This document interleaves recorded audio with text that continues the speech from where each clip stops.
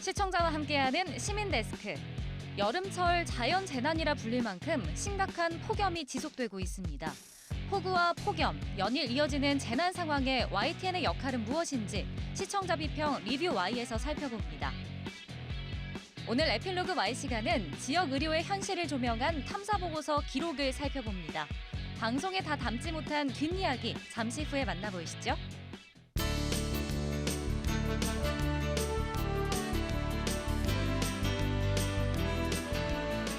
시청자 여러분 안녕하십니까, 김영수입니다. 질병관리청에 따르면 누적 온열 질환자 수가 지난해보다 600명 정도나 많다고 합니다. 온열 질환은 대부분 한낮 실외에서 발생하지만 열대야가 지속되는 야간 또 실내에서 발생하는 경우도 적지 않다고 합니다. 충분한 수분과 염분 섭취가 중요합니다. 폭염에 태풍까지 변수가 큰 여름철입니다. 이어지는 기상 상황 꾸준히 잘 확인해 주시고요. 당분간 장시간 외출은 삼가시는 게 좋겠습니다. 이번 주 시민데스크 시청자 비평 리뷰 Y로 시작합니다.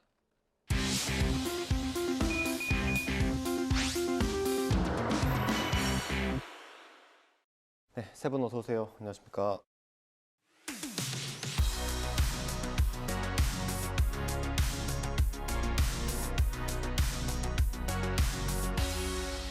시청자 비평 리뷰 Y 시작하겠습니다. 먼저 조수진 시청자 평가원께서 가져오신 오늘의 주제부터 들어봅니다. 장마가 끝난 뒤 폭염이 계속되면서 온열 질환자 발생 등 기후로 인한 일상의 어려움이 계속되고 있습니다. 이와 같은 기후위기는 전 세계적인 현상이기도 한데요.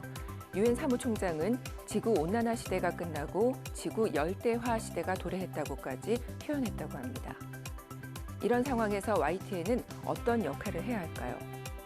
오늘 리뷰와의 시간은 YTN이 전한 폭염 관련 보도 살펴봅니다. 네, 얼마 전에 지구 열대화라는 말이 참 화제가 되지 않았습니까? 네. 어떻게 보셨어요? 네, 저도 최근에 그 국제 뉴스를 좀 찾아보니까요. 7월에 지구 표면 평균 기온 온도, 그러니까 7월 달 평균 기온이 지구 전체로 보면 올해가 사상 최고다, 이런 발표가 있었고요. 얼마 전에 캐나다에 큰 산불이 있었는데 그게 아직 완전히 꺼지지 않은 상태입니다. 그런데 유럽에서 이제 폭염 때문에 스페인, 그리스 이쪽에서 산불이 나다가 이제 포르투갈까지 옮겨가서 민가를 위협하는 상황이 됐고요. 미국에서는 폭염 사망자가 올 여름에 147명인데 이게 지금 토네이도나 홍수로 인한 사망자 수를 넘어섰다고 합니다.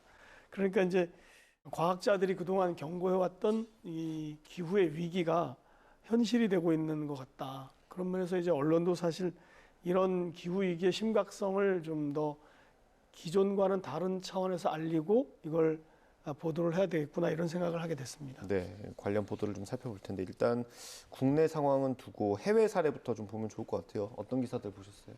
예, YTN에서는 우리보다 몇 해 더 앞서서 폭염을 경험하고 있는 국가들의 폭염 대책 사례를 소개해 주었습니다. 향후 우리 사회가 변화하고 또 도입해야 할 정책에 대한 참고 자료가 될 것이라고 생각합니다. 올해 대한민국은 지금껏 겪어보지 못한 폭염에 대비가 충분히 마련되지 않아서 여러 가지로 어려운 여름을 맞고 있는데요. 지구온난화 추세를 볼 때 앞으로의 여름에는 더 철저한 대비가 필요해 보입니다. 국제보도 중에 이러한 힌트를 제공하는 보도가 있었는데요. 폭염 피하는 스페인 기후피난처, 물도 부채도 공짜. 이 보도에서는 최근 낮 기온이 45도까지 치솟은 스페인에서 한 지자체가 마련한 대책을 소개하고 있습니다. 바르셀로나 시의 박물관이나 도서관, 또 유명 관광지이자 유적지인 사그라다 파밀리아 성당을 기후피난처로 개방한 사례입니다. 우리나라도 7, 8월 한낮엔 밖에 잠시 서 있기도 힘들 만큼 굉장히 더운 날씨이죠. 특히 이제 관광객과 취약계층 폭염 쉼터에 대한 고민이 필요해 보이는데요. 폭염 쉼터 마련할 때 또 그 정책을 새롭게 변화시킬 때 좋은 참고 사례가 될 거라고 생각합니다. 네. 또 그 유럽은 폭염으로 산불이 아까도 말씀하신 것처럼 발생을 하고 또 아시아는 기온 상승 속도가 가장 빠르다고 하고요. 또 미국은 폭염을 실질적 위험으로 인식해야 한다라고 하면서 폭염으로 나타나는 기후변화 위기를 강조한 그런 유익한 보도들도 있었는데요. 살펴보면 유엔 지구 끓고 있다. 미 근로자 보호 안 하면 고발이라는 제목, 또 미국, 유럽, 아시아 폭염으로 신음, 기후변화 인재라는 제목입니다. 두 보도에서는 대륙별 상황을 통해서 폭염으로 발생하는 재해 그 유형과 위기를 알 수 있었고요. 특히 그 미국의 근로자 보호라든가 또 숲을 조성한다든가 냉방시설 의무화 같은 폭염 대응 계획은 우리의 그 대응 현실과도 좀 비교해 볼 수 있는 그런 부분이었습니다. 시청자가 폭염이라는 기후 위기의 심각성과 대처 필요성에 관한 그 메시지를 알 수 있게 한 그런 유익한 보도였습니다. 네. 이번에 장마 때 비도 좀 많이 왔고요. 피해도 컸고 무더위에 따른 피해도 좀 잇따르고 있습니다. 유난히 좀 힘겨운 여름인 것 같은데 관련 보도들 어땠습니까? 네, 먼저 그 원인과 주의사항 등 그 정보 제공을 충실히 한 그런 보도부터 좀 살펴보겠습니다. 앞에서도 말씀드렸지만 지구가 따뜻해진다라는 표현으로 이제는 좀 부족하죠. 펄펄 끓기 시작한 지구 열대화 시대가 돼버렸는데요. 이런 변화에 대해서 좀 제대로 알리고 정보를 제공하는 거 필요합니다. 원인 대책 마련을 촉구하는 보도도 또 필요하죠. 살펴보면 날씨 역대급 기록 남기고 장마 끝 태풍 중국으로 본격 무더위 이런 제목인데 한 달여간 그 장마는 끝났지만 폭염으로 인한 온열 질환과 열대야 발생에 건강을 주의해야겠죠. 또 소나기가 빈발하다 보니까 휴가철에 그 안전사고 주의해야 했습니다. 이런 정보 제공이 이어졌고요. 또 일사병하고 열사병이 어떻게 다른지 저는 잘 구분을 못했었거든요. 근데 이와 관련해서 전문가 대담 또 앵커 리포트 등으로 잘 설명했습니다. 폭염의 온열 질환 비상, 증상과 올바른 대처 방법은이라는 그 대담에서는 강북 삼성병원 가정의학과 교수 화상 연결 역시 했는데요. 온열 질환의 그 증상이라든가 대처법 등 심각성에 대해서 알렸습니다. 같은 날 앵커 리포트입니다. 사람 잡는 더위, 열사병, 제때 치료 못하면 뇌 고장이라는 제목인데요. 열사병이 얼마나 위험하고 또 후유증이 심각한지에 대해서 잘 설명을 했고요. 그래서 일사병과 구분할 수 있어서 유익했습니다. 예, 앞서 살펴주신 보도들과 함께 YTN은 보도 전문 채널의 강점을 살려서 폭염이나 기습 호우 예보가 있을 때마다 날씨에 관한 예보와 관련 보도 횟수를 늘리고 또 반복적으로 전달해 주셨습니다. 기억에 남는 보도가 있는데요. 전국 폭염특보 속 기습호우 원인과 대비는 대담입니다. 이러한 기습호우는 대기간 상하층, 그 기온차에 의해서 대기 불안정에 따른 소나기로 발생한다고 해요. 그래서 장마가 끝난 뒤에 나타나는 전형적인 현상이다. 이렇게 해설을 해주셔서 이것이 이상기상은 아니라는 사실을 이해할 수가 있었습니다.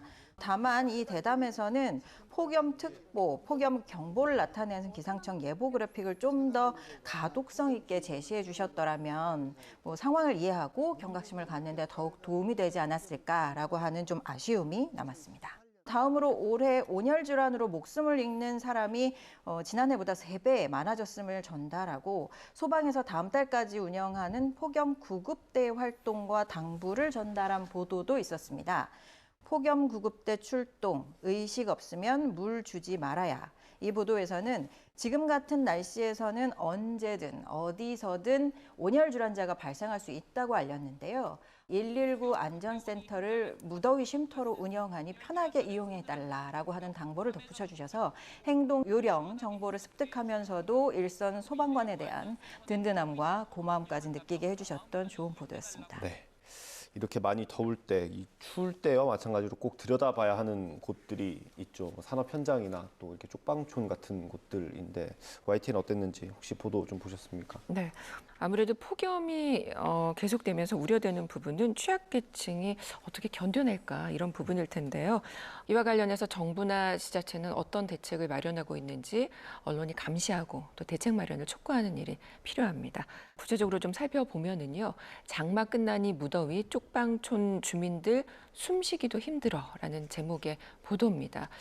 최근 전국적인 폭염특보 발효와 관련해서 쪽방촌의 그 열악한 환경 등의 내용을 전했는데요.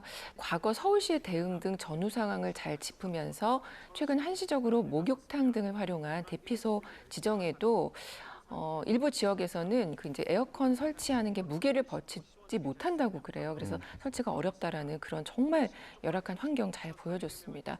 이런 열악한 환경과 주민들의 무더위 고통 잘 반영한 그런 영상이었습니다. 이어 서울시의 대책과 관련해 지원책의 보완이 정말 필요해 보였습니다. 네, 이건 이제 댁에서 머무시는 분들에 대한 이야기고 어쩔 수 없이 야외 활동을 하셔야 되는 분들도 있잖아요. 그 관련 보도는 어땠습니까? 네. 제대로 된 냉방 시설 없이 지내야 하는 취약계층 가구도 그렇지만 말씀하신 것처럼 야외 현장 근로자 또 뿐만 아니라 농민들도 참 많습니다. 이 부분을 다룬 그런 보도들이었는데요. 폭염에 일하던 고령자 사망 잇따라 온열질환 비상이란 제목에서는 폭염 속에서 밭일을 하던 고령자들이 그 온열질환으로 사망하는 일이 잇따르고 있어서 주의가 필요함을 다양한 사례를 들어서 구체적으로 들려줬고요. 또 온열질환을 피하기 위한 방법 등을 소개해줘서 실생활에 도움이 되는 유용한 그런 정보였습니다. 예, 야외 활동 자제가 권고되고 하루에도 몇 번씩 휴대전화에서 재난 문자가 수신되는 이 시기에도 생계를 위해 일터가 이제 야외이기 때문에 반드시 밖으로 나가야만 하는 노동자들이 있습니다. 대표적으로 뭐 농민 말씀하신 것처럼 또 배달 노동자들도 계실 거고요. 건설 현장의 노동자, 또 교통 경찰관들, 또 그리고 저는 주차할 때마다 야외 주차장에서 일하고 계시는 노동자들 이런 분들이 눈에 띕니다. 보도에서도 그걸 다룬 것들이 있었는데요. 야외 근로자 생명까지 위협하는 폭염. 보도는 도로 위에서 쓰러질 뻔한 적이 한두 번이 아니라는 배달 노동자, 또 더위하고 싸우다 뜨거운 철근하고도 싸워야 한다는 건설 현장 철근 업무 담당 노동자의 인터뷰를 전하면서 노동 현장의 열악함을 있는 그대로 전달해 주셨습니다. 또 더불어서 온열질환으로 인한 산업재해가 잇따르면서 지난해부터 중대재해처벌법 이 대상에 열사병이 추가됐다는 사실도 알려주셨습니다. 근로자가 폭염에 노출돼서 열사병에 걸린 경우에 이것을 직업성 질병으로 분류하고 1년에 3명 이상 발생하면 사업주를 처벌할 수도 있다는 내용입니다. 폭염 속 휴게 보장 또 이 근무 환경의 개선에 대한 사항이 노동자들의 권리이며 동시에 사업주의 의무라는 점을 분명하게 각인시켜서 변화하도록 유도하는 아주 바람직한 보도로 봤습니다. 네. 또 이어서 살펴보면 제보는 Y에서 폭염 속 방문증 수작업하는 경비원분들 나오셨습니다. 멀쩡한 발급기가 있는데 왜라는 그 제목의 보도에서는 노동자 소식을 또 전하고 있는데요. 이 영상에서는 최근 그 기록적인 폭염과 관련해서 그 대형 5,000세대 넘는 아파트에서 방문증을 직접 수령하는 등 야외 근무하는 그 논란과 관련해서 내용을 전하고 있는데요. 이와 같은 상황이 발생한 이유 잘 짚었고요. 또 지방노동청의 온열질환 우려로 시정 권고를 했습니다. 그럼에도 여전히 야외 근무 시행이 된 점, 그리고 관리사무소 관계자의 해명 내용을 전해서 노동자 보호를 위한 노력이 필요해 보였습니다. 또 다른 사건인데요. 폭염 속에서 일하다가 숨진 청년의 소식, 정말 참 마음이 아팠는데요. 뉴스라이더 폭염 속 숨진 노동자의 병 숨겼지라는 막말, 유족 입장은 이란 제목입니다. 최근 기록적 폭염 속에 일하다 숨진 청년과 관련해 여전히 사과하지 않는 그 코스트코 측의 입장과 상황 등의 내용을 세부적으로 전하기도 했습니다. 자연재난이라고 불릴 만큼 기승을 부리는 무더위 속 현장에서 생명과 건강에 위협을 받는 등 노동자의 현실을 알렸고요. 이에 대한 개선의 노력이 없는 관리 주체의 문제를 고발한 그런 보도로 평가할 수 있겠습니다. 또 도심 속 폭염 속에서 휴식 시간을 갖기 힘든 또 다른 근로자들의 소식을 전하는데요. 뉴스라이더 땀 뻘뻘 머리핑 폭염과 사투 벌이는 건설 노동자라는 제목인데요. 무더위 시간대에는 온열질환에 심각하게 노출이 돼 있습니다. 건설 현장에서 직접 촬영한 영상을 여기서 보여줬거든요. 근데 이제 휴게 공간이 불충분하거나 아예 없고 또 규칙적으로 쉴 수도 없는 상황을 전합니다. 대책과 관련해서 현장에서 실질적으로 폭염 대책들이 이행이 되려면 법적인 의무화가 필요하겠다라는 그런 요구도 전했습니다. 같은 날 1일 보도인데요. 건설 노동자도 교통경찰관도 기록적 폭염에 2배 힘들어요라는 제목의 보도를 통해서도 건설 노동자 또 교통경찰관 등의 어려움을 전하기도 했습니다. 네, 실장님 첨언하실 거 있으면 좀 들어보겠습니다. 네, 올해 여름을 지나면서 우리가 이제 그 극한호우라는 말을 새로 우리 사회가 만들어낸 것 같습니다. 뭐 비가 내렸다 하면 폭우인데 이 용어로도 이제 충분치 않아서 극한호우라는 말이 새로 나온 것 같은데, 그러니까 언론에서는 아무래도 이제 지금까지와 다른 차원의 대응을 하고 이 기상이 그냥 뭐 덥다 춥다가 아니라 재앙 같은 수준을 가져올 수 있다는 점을 인식하고 보도하는 거, 그것을 저희가 한 번 더 주의를 해야 될 것 같고요. 그것을 이제 한 번 더 얘기를 하면은 이제 뭐 건축이나 토목의 기준을 좀 강화해야 된다든지, 기존에는 없었던 새로운 시설들을 우리가 만들어야 된다든지 그런 것들, 그리고 이제 이거에 따라서 이제 산업도 좀 바뀔 것 같은데 어떤 산업이 더 중요해지고 어떤 산업이 덜 중요해지는지 이런 것도 언론에서 좀 전체적으로 조망하면서 정보를 제공하는 게 어떨까 그런 생각을 하게 됐습니다. 네, 오늘 리뷰하는 내용 정리해 보겠습니다. 이것만은 꼭 시간입니다. 평가원님부터 한 줄 요약 들어보겠습니다. 폭염 사건 사고 보이지 않는 곳에 관심을. 기후위기가 심각해질수록 취약계층의 어려움은 더 커집니다. 특별히 폭염의 피해는 다른 피해와 달리 잘 발견되기가 어렵습니다. 정부도 취약계층을 위한 사회 안전망에 대해 더 구체적인 대책을 마련해야 할 텐데요. 기후위기와 관련된 보도, 올라간 기온만큼 언론이 더 관심을 가지고 심층적인 기획 보도로 다뤄주시길 바랍니다. 네, 다음 김은정 박사님 한 줄 평 들어보겠습니다. 폭염 취재를 넘어 기후변화 분석과 대응 의제 구축으로 최강 한파와 이례적으로 긴 장마, 기록적 폭염에 처음 보는 태풍의 진로까지 지난 겨울부터 지금까지 날씨를 보도할 때 자주 등장한 단어들입니다. 날씨와 기상은 지금껏 경험해보지 못한 형태로 급격하게 변화가는데 그 보도가 이전의 방식만을 고수해서는 안 되겠죠. 각계 전문가 의견을 폭넓게 청취하여 이례적 상황의 원인을 해설하고 또 앞으로의 기상 변화를 전망하고 그 변화에 맞는 대응책을 찾아가는 시대적인 의제를 YTN이 계속 발굴하고 또 선도해 가길 진심으로 응원합니다. 네, 오늘 리뷰와의 순서는 여기서 마치도록 하겠습니다. 세 분 오늘 말씀 잘 들었습니다. 감사합니다.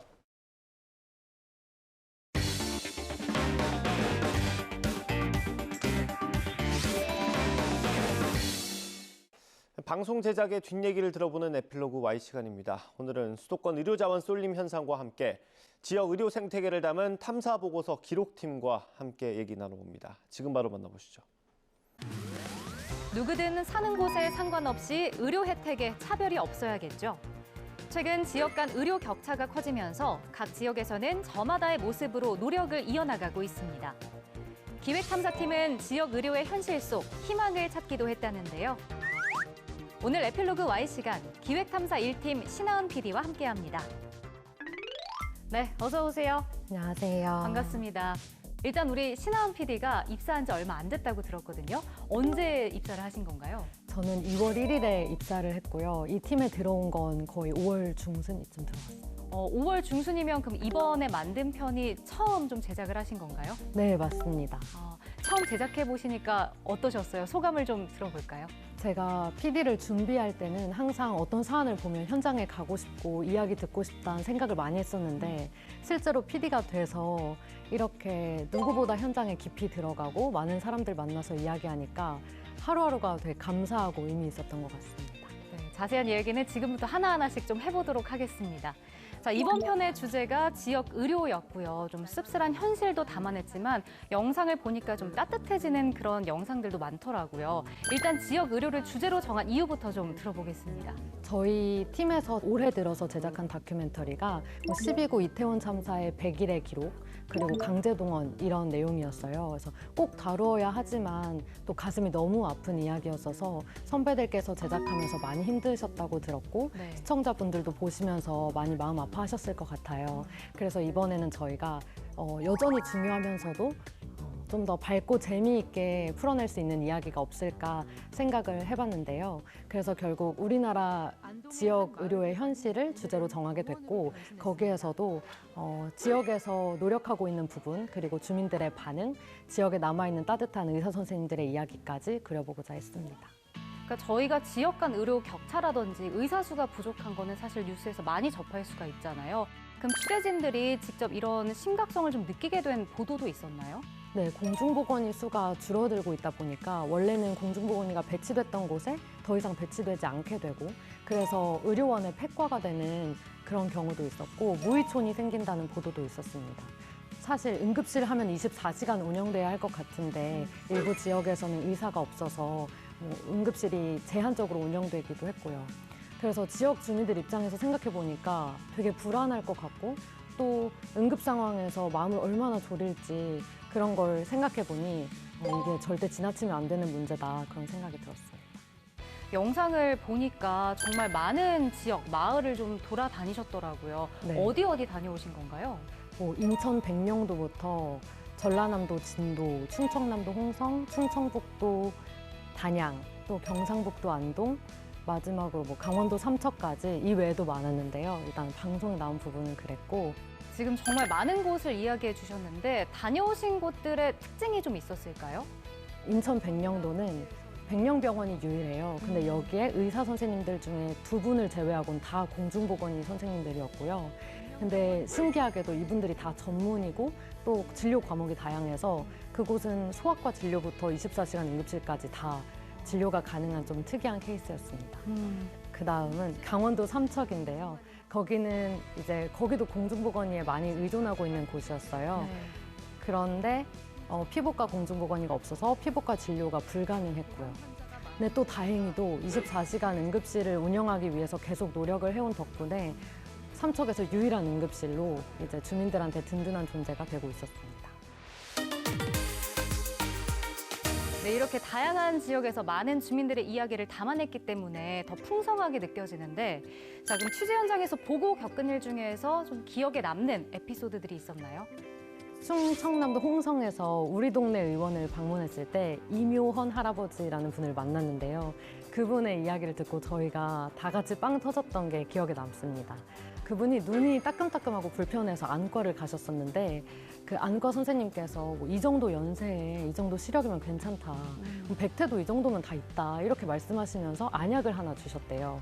근데 그 안약을 넣어도 불편해서 안과 전문은 아니지만 이제 집 가까운 병원, 우리 동네 의원에 오셨는데 선생님께서 자세히 보니까 꼬부라진 속눈썹이 그 눈을 찌르고 있었던 거예요. 그래서 그걸 뽑아주셨는데 그걸 말씀하실 때 뽑아주니까 괜찮다뇨? 막 이렇게 말씀하셨어요. 근데 네. 이게 저희는 너무 재밌었고 이게 스토리텔링에 빠져들다가 이 엔딩이 반전이니까 너무 재밌었던 그래서 편집하면서도 웃기고 근데 거기를 자세히 보시면 저희가 웃음을 참는 숨소리가 들려요. 그리고 웃느라고 카메라가 살짝 들썩거리기도 하고 그래서 좀 킬링 포인트가 많은 부분이라고 생각했습니다.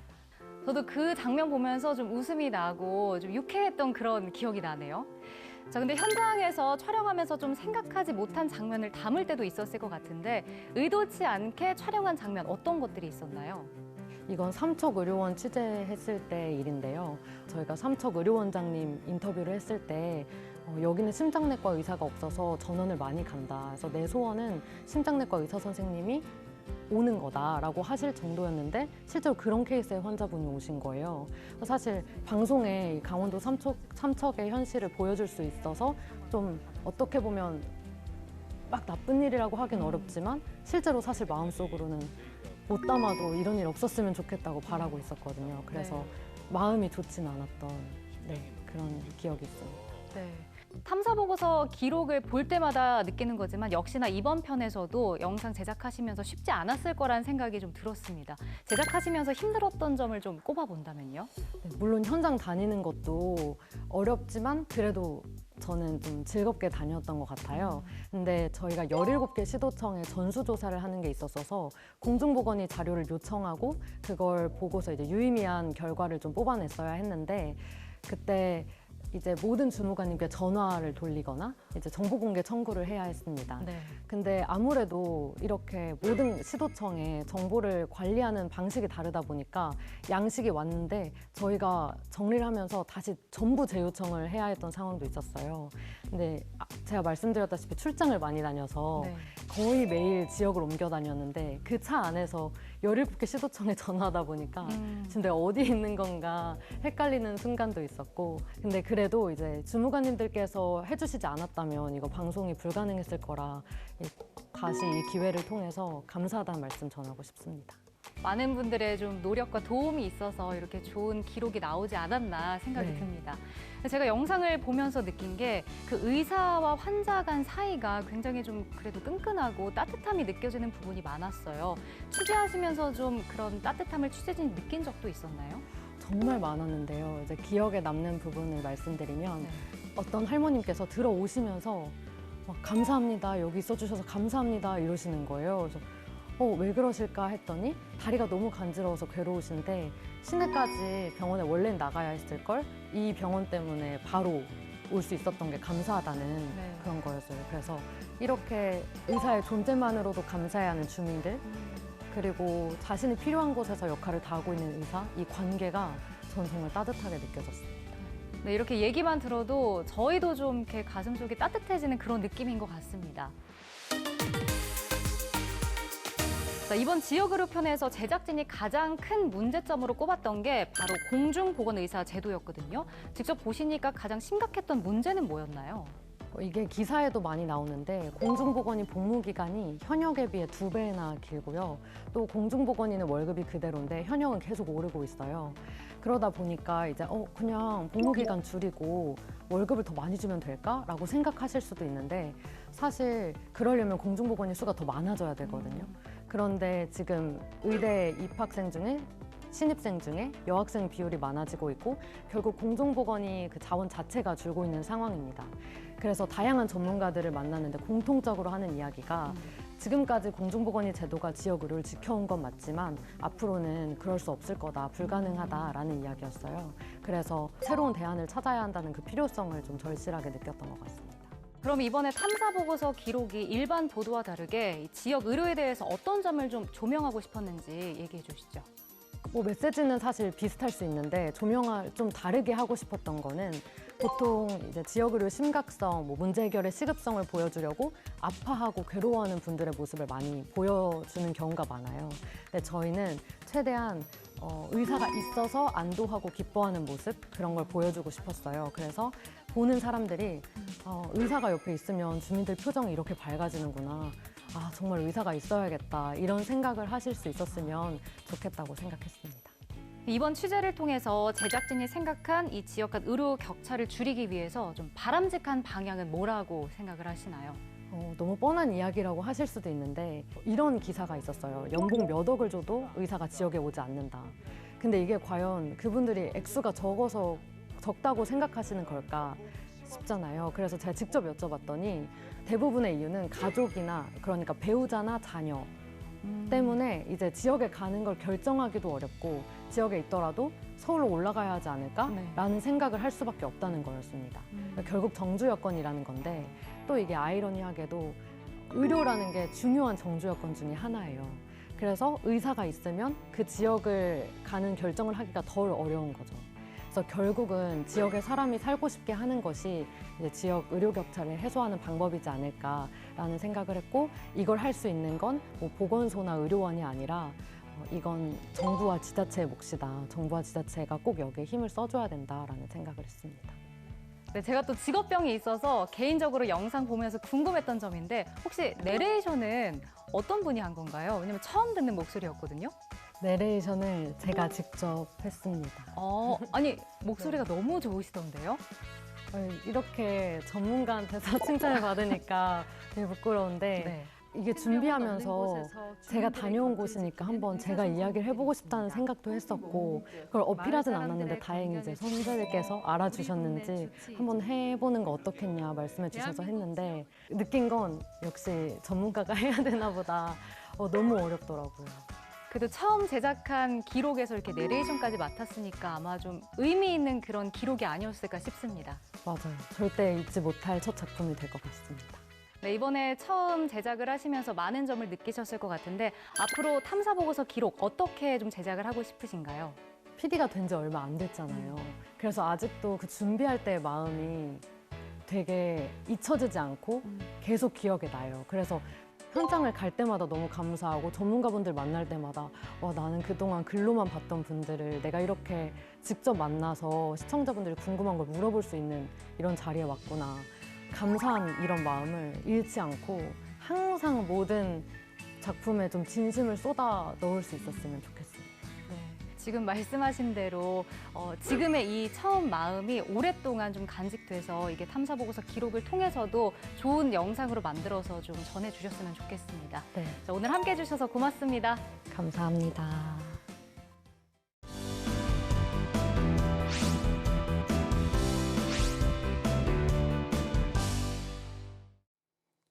안녕하세요. YTN DMB 시청자평가원 고두입니다.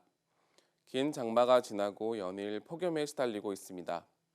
시청자 여러분은 뜨거운 여름 잘 지내고 계시나요? 가만히 있어도 땀이 흐르는 여름에는 좋은 음식으로 몸을 보양하고 시원한 음식으로 더위를 이겨낼 힘을 모으는 게 중요할 것 같습니다. 우리 생활에 가까운 다양한 이야기들을 전해주는 황금 나침반에서는 지난주 여름철 보양식이 소개되었습니다.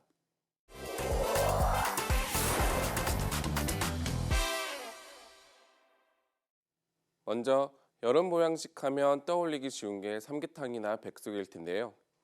황금 나침반에서는 첫 번째 순서로 몸을 보양해주는 닭고기에 시원함을 더한 초계국수를 다뤘습니다. 초계국수를 맛있게 먹는 손님들의 모습과 요리사 본인이 직접 음식을 정성스럽게 만드는 모습을 함께 볼 수 있었는데요. 맛있는 음식을 보여주는 것에 그치지 않고 직접 닭고기를 찢어서 넣기도 하고 사과, 식초 등의 비법 재료에 대해서도 이야기해 주어 시청자들의 입맛을 돋워주는 음식을 보여주는 방송으로 최고의 순간이 아니었나 하는 생각이 들었습니다. 다음으로는 해천탕이라는 음식이 소개되었는데요. 약간 생소한 음식이었지만 바다와 육지에서 난 다양한 식재료를 풍부하게 담은 음식이라는 설명과 직접 조리하는 과정, 음식을 맛있게 즐기는 손님들의 모습은 방송을 보는 것만으로 건강해지는 듯한 착각을 불러오기에 충분했던 것 같습니다. 보양식에 대한 소개 뒤로는 우리나라의 자랑스러운 종이 한지로 만든 다양한 제품들을 소개하는 기술자들의 코너가 이어졌습니다. 본격적인 소개에 앞서 고급스러워 보이는 원단으로 만든 가방이나 시계줄, 노트, 신발 등의 제품들을 접할 수 있었는데요. 이 원단의 재료가 한지라는 설명이 이어졌습니다. 당연히 가죽으로 만든 제품일 것이라고 예상되었지만 그 답이 한지라고 설명되면서 예상치 못했던 정보를 얻을 수 있었는데요. 시청자들이 방송에 더욱 몰입하게 해주고 이야기를 더욱 재미있게 집중할 수 있었기에 인상 깊었던 부분이었습니다. 또한 한지가 가죽과 같은 단단한 질감의 원단으로 탄생하는지의 과정을 보여준 것도 매우 흥미로웠습니다. 제조 공정 중에 환경을 생각해 친환경 접착제나 안료를 사용한다고 설명한 부분도 시청자들에게 공감을 살 수 있는 부분이었습니다.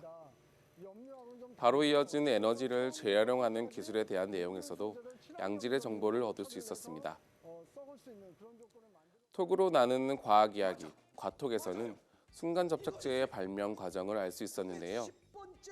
과거의 역사 속의 장면을 출연자가 재미있게 재현하기도 하고 자료화면을 통해서 당시의 상황을 접할 수 있었습니다. 우리가 자주 쓰는 순간 접착제가 어떻게 발명되고 사용되어 왔는지의 과정을 재미있게 구성하여 흥미롭게 시청을 할 수 있었습니다. 황금 나침반은 시청자들에게 흥미로운 이야기와 함께 유용한 정보를 제공해주고 있습니다. 흥미롭다고 생각할 수 있는 다양한 이야깃거리와 다채로운 구성의 친근한 프로그램이라 할 수 있는데요. 앞으로도 재미있는 이야기들로 시청자들에게 좋은 프로그램으로 인식될 수 있기를 바랍니다. 시민데스크는 시청자 목소리로 YTN을 되돌아봅니다. 방송에 대한 여러 의견들 SNS와 홈페이지 또 전화로 남겨주시고요. 저희는 다음 주에 더 다양한 시청자 의견으로 들어오겠습니다. 시청해주신 여러분 고맙습니다.